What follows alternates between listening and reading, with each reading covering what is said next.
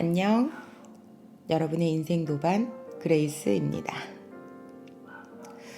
요즘 좀 많이 힘드시죠? 모든 자산 가격이 다 내려가고 있어서 계좌를 열어보거나 막 생각을 하면 막 화가 나시는 분이 되게 많으실 거거든요. 근데 오늘은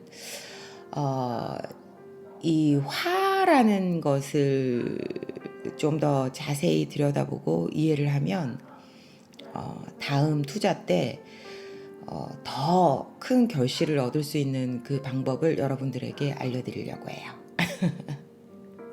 어떠신가요? 궁금하신가요? 오늘 제가 참고한 책은 진짜 인사이트가 너무 깊은 그런 작가죠. 엘리자베스 큐블러의 인생 수업 갖고 왔습니다. 우리가 가끔 이렇게 요새 계좌를 이렇게 열어보면 막 마음이 불안해지시고 화가 나시나요? 그러시죠. 저도 가끔 이렇게 들여다보면 가슴이 답답해지곤 하거든요.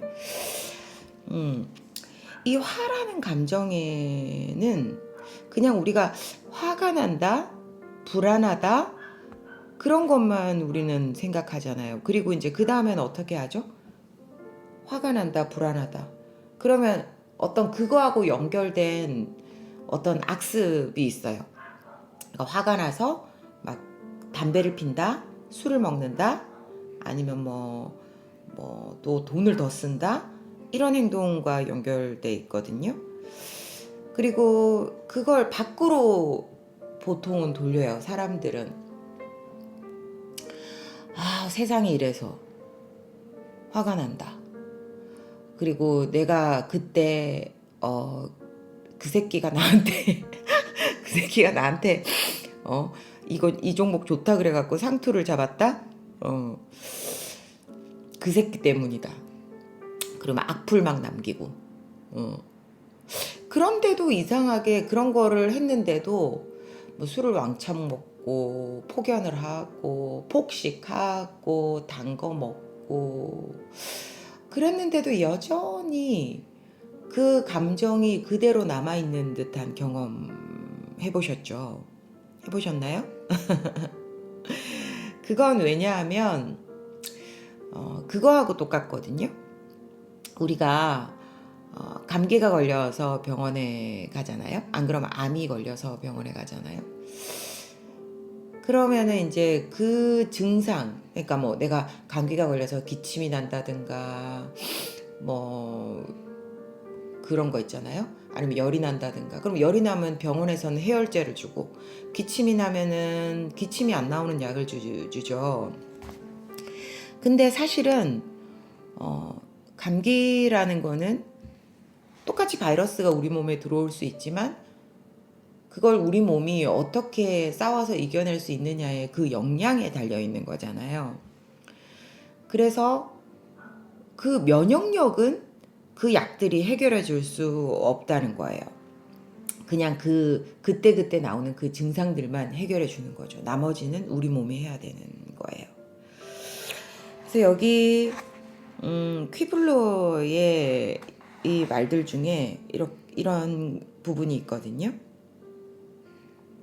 나는 분노의 감정에 대해서 많은 것을 배웠어요.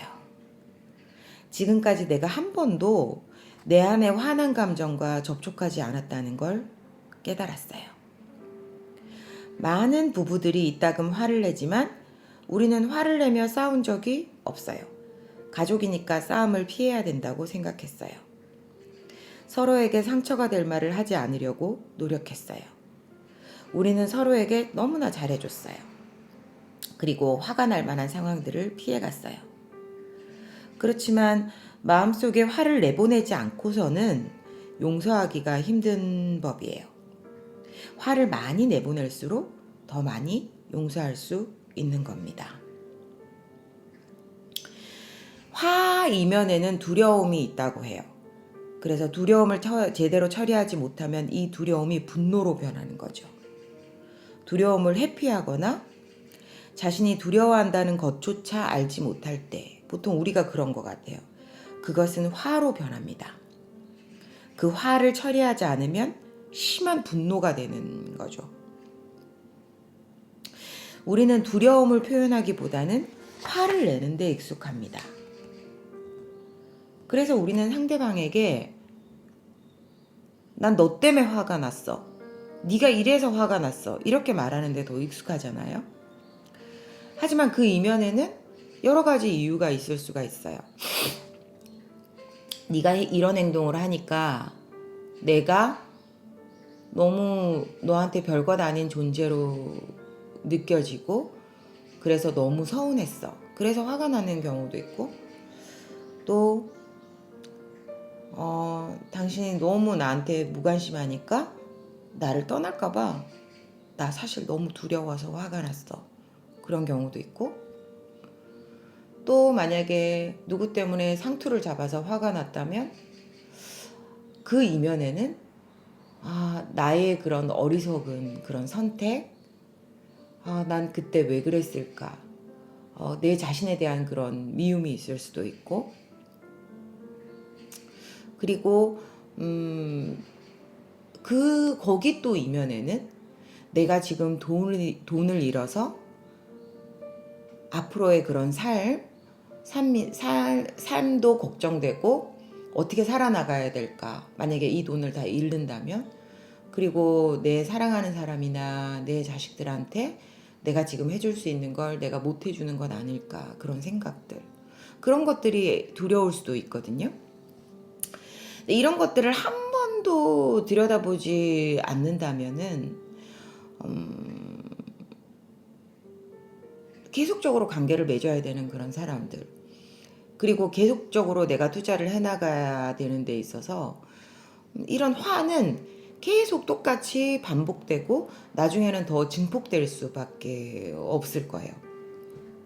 사람이라는 게 그 사람의 심리가 이렇게 진행되거든요. 어떤 한 가지 그런 나의 두려움이나 불안을 건드리는 그런 행동, 그런 것들이 왔다면 그 행동만을 생각하면 되는데 그 뒤에 막 상상을 해요, 우리가.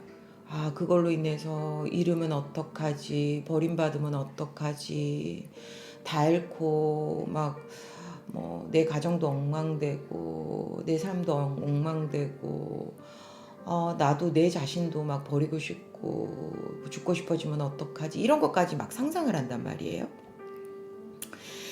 가끔씩 저도 그런 경우가 있는데 저는 이제 원래부터 몸이 약해서 자주 좀 아픈 편이니까 이렇게 쌀쌀하게 바람이 이렇게 싹 나고 이런 계절에는 한 번씩 좀 이유 없이 많이 아파요. 막 갑자기 하혈을 한다던가 막 그냥 뭐 감기도 아니고 몸살도 아니고 막 열나고 막 그냥 몸에 기운도 없고 그런 것들이 뭐 한 몇 주간 계속된다던가 그런 증상들이 있거든요.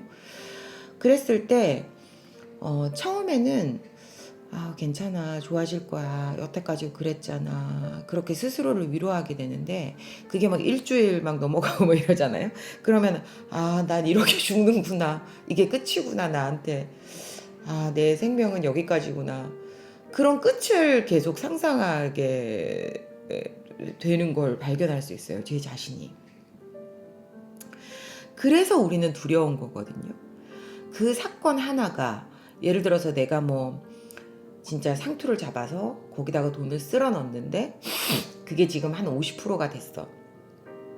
근데 그게 정말 내가 막 가진 그 돈의 뭐 거의 전부다, 그랬을 때 그러면 더 불안해지는 거죠. 막 두렵고 불안하고 그게 다 없어지면 그러면 어떡하나, 그러면 나는 막 진짜 어떻게. 근데 어차피 그런 사이클들이 다 돌아와서 기다릴 수 있는데 그런 두려움 끝까지 가면 난 진짜 자살하는 때까지 가는 거죠. 그러니까 한강까지 가는 거죠, 머릿속으로는. 그렇게 되면서 몰라 이거라도 건져야지 하면서 이렇게 많이 하락했을 때 막 던져버리는, 몰라, 이 두려움 그냥 싫어, 그 두려움에 저항하는 거죠. 그 두려움이 너무 싫어, 이걸 느끼기 너무 싫어서. 그래서 그런 걸 던져버리는 경우가 많거든요. 그랬을 때 정말 한번 좀 자기의 화나 그 두려움 이면에 내가 어떤 걸 상상하고 있고 그런 상상들을 내가 견디지 못하고 있고 어떤 것들을 견디지 못하고 있고 그런 것들을 발견할 수 있어요. 그런 것들이 사실은 우리한테는 정말 큰 보물이거든요. 그래서 이런 시기를 겪어보지 못했던 사람들은 이런 열매를 절대 맺지 못해요. 이걸 들여다보면 열매를 맺을 수 있거든요. 다음번 사람을 만났을 때 난 너 때문에 네가 이런 행동에서 화가 나, 이게 아니라 네가 이렇게 했을 때 나는 왠지 내가 버림받은 그런 느낌이 들었어. 너무 무서웠어. 너한테는 나보다 일이 훨씬 더 중요한 것 같아서 너무 서운했어. 그리고 우리 수입이 없어져서 월세 같은 것도 못 내고 그러면 너무 괴로워질까봐 그것까지 상상하니까 너무 두려웠어. 그리고 네가 그런 말을 하니까 네가 더 이상 나를 사랑하지 않게 될까봐 그런 것 같아서 그래서 너무 슬펐어. 이렇게 진짜의 그 이면을 얘기할 수 있게 되는 거죠. 그러면 상대는 나를 훨씬 더 잘 이해할 수 있게 되고 또 내 자신도 나를 훨씬 더 잘 이해할 수 있음으로써 그 내 내면에 나의 그 서운함, 슬픔, 그게 누군가 해결해 주지 않아도 내가 스스로를 위로할 수 있고 또 내가 다음번에 어떤 선택을 할 때 이렇게 어리석은 선택을 하지 않을 수 있도록 막아주는 거죠. 만약에 그걸 알았다면 다음 투자에서는 그렇게 하겠죠. 내가 그때 이런 게 정말 두려웠으니까 이것만큼은 안 해야 되겠다. 모든 걸 쓸어넣지는 않아야 되겠다. 빚을 내서 하지는 않아야 되겠다. 그리고 내가 이만큼만 해야 되겠고 이건 대비를 해놔야지 내가 마음이 편하겠다. 그런 것들을 준비할 수 있는 거죠. 그래서 만약에 투자를 시작한 지 얼마 안 된 사람이라면 지금 그런 생각 때문에 너무너무 괴로운 시간을 보내고 있는 사람이라면 이런 것들을 들여다봄으로써 스스로에 대해서 또 많이 알게 됨으로써 진짜 어떤 것보다도 귀한 그런 정말 보석 같은 그런 열매를 얻을 수 있는 것 같아요. 우리는 태어날 때 마치 다이아몬드를 캐면 그 다듬어지지 않은 그 원석으로 태어나거든요. 누구나 그런 보석이에요. 안에는 다이아몬드나 루비나 사파이어가 있지만 그걸 어떻게 스스로가 다듬어 나가고 그런 기술을 배워서 그렇게 스스로를 예쁘게 만들어 나가느냐가 우리의 그 일생의 숙제거든요. 그리고 그걸 하기 위해서 우리가 태어났고 이 생에서 우리가 다듬은 만큼을 가지고 다음 생에는 시작하는 것 같아요. 그래서 저는 뭐 전생을 믿는 편이라 그래서 가끔 만약에 전생이 없다면 설명이 안 되잖아요. 정말 다 갖고 태어난 사람들 있잖아요. 그런 재능이나 그런 인사이트 그런 것들을 저는 그게 전생에 쌓은 것일 수밖에 없다고 믿고 있거든요. 뭐 각자의 믿음이 다 다르지만 저는 그렇게 생각을 할 수밖에 없는 것 같아요. 그러니까 점점 시간이 갈수록 그래서 오늘은 그런 시간을 가질 수 있었으면 좋겠어요.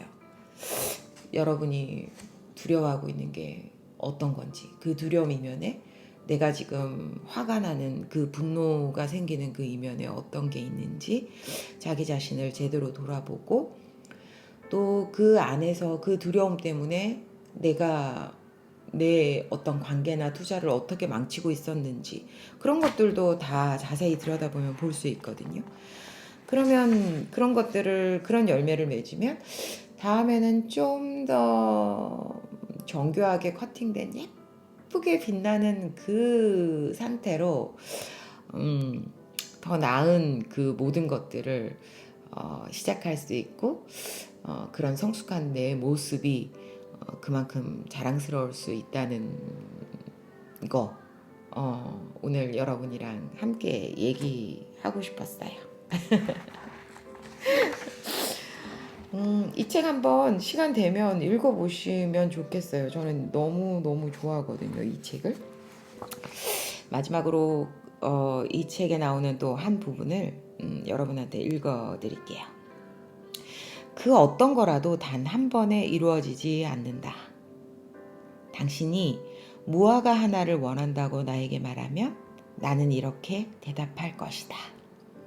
그 역시 시간이 필요하다고. 먼저 꽃을 피우도록 기다리라고. 열매를 맺고 그것이 마침내 익을 때까지 시간을 주라고.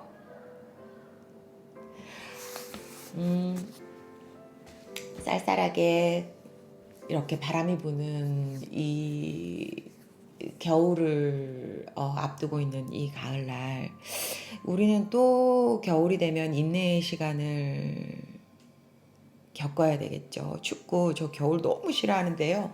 겨울에는 또 더 자주 아파서 그렇지만 이 시간을 견디고 나면 죽은 것 같은 땅 속에서 다시 새싹이 돋고 정말 형형색색의 꽃이 피고 그런 자연들을 보면서 많은 것들을 배우는 것 같아요. 그래서 지금은 좀 힘들더라도 분명 또 좋은 시간이 돌아오니까요. 반드시 그걸 마음속으로 믿고 또 그 시간을 우리가 함께 서로 어깨도 기대고 응원하면서 기다렸으면 좋겠습니다. 오늘도 함께해서 너무너무 행복했어요. 여러분도 조금은 행복하셨다면 좋아요를 한번 눌러주시고요. 함께 쭉 이런 행복하고 멋지고 재미나고 또 이상한 그런 투자의 세계로 또 행복의 세계로 여행을 하고 싶다면 구독을 눌러주시면 됩니다. 행복하고 평화로운 주말 되시고요. 오늘은 여기까지 할게요. 안녕.